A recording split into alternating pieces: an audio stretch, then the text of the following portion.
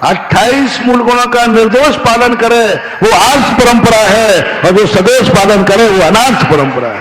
आगम मुनिचर्या का नाम 28 मूल गुण का पालन करना। आज तो सब आर्ष परंपरा के नाम पर शीतलाचारी चालू, आर्ष परंपरा के नाम पर सब हम आर्ष परंपरा के, पंथवाद के नाम पर सारे पाप ढक रहे हैं, पंथवाद के नाम पर शीतलाचार पनप रहा है। बड़ी धर्मात्माओं का वोट मिले या नहीं मिले, पंथवादियों का वोट मिल जाता है। ऐसा आपके यहां होता ना कि यदि वो निर्दलीय खड़ा हो जाए तो उसकी पत्नी का भी वोट नहीं मिले, और पार्टी से खड़ा हो जाए तो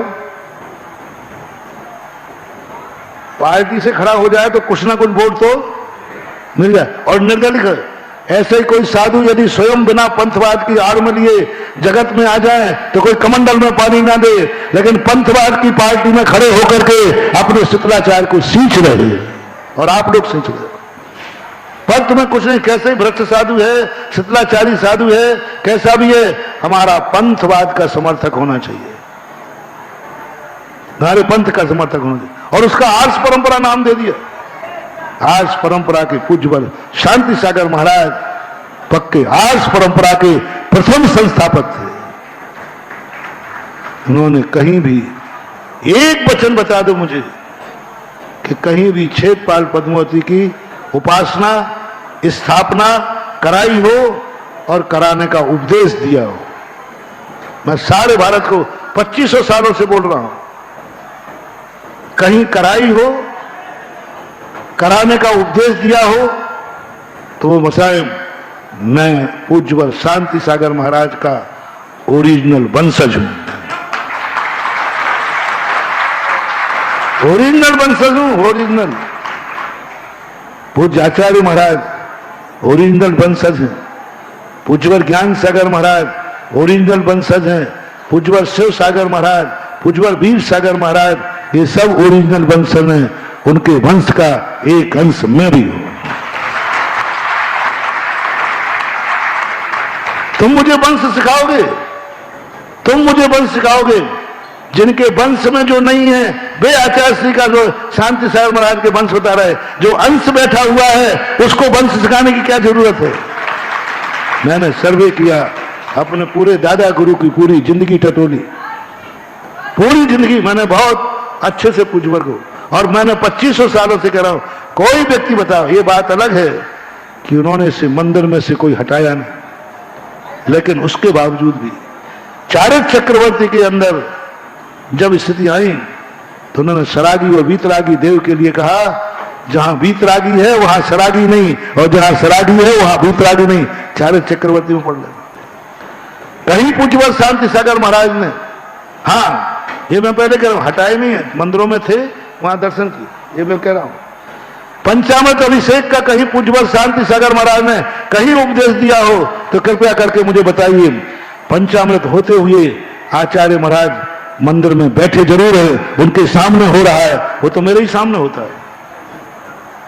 मैं कितने स्थानों पर जाता हूं जहां पंचामृत अभिषेक होते हैं, मैं बैठा रहता, मैंने कहा करो, तो इसका अर्थ महाराज आपका समर्थन हो गया? नहीं, मेरा विरोध नहीं है।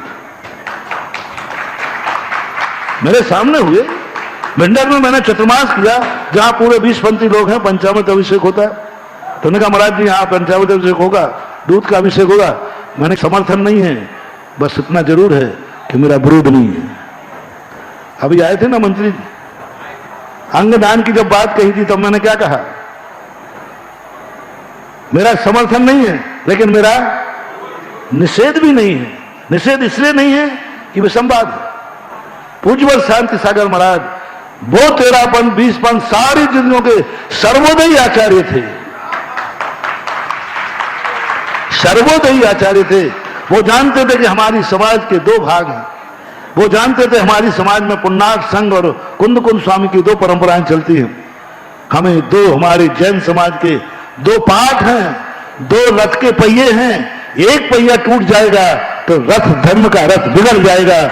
उन्होंने कहा नहीं, जो जहां जैसा है वैसा रखो, समर्थन मेरा है नहीं और विरोध मेरा है नहीं। लोग कहते फोटो दिखाते हैं, देखो शांति सागर महाराज के सामने स्त्रियां अभिषेक कर रही,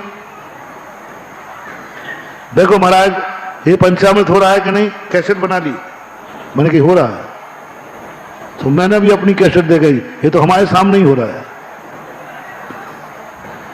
मैंने कहा ये तो मेरे सामने ही हो रहा है, देखो महाराज ये फूल चल रहे हैं कि नहीं, मैंने कहा वो तो मेरे ही सामने चल रहा है। मैंने कहा लेकिन ये बताओ, उन्होंने ये कहा हो जो इनको नहीं माने वो आर्स है, अनार्स है, और जो इनको माने वो आर्स है।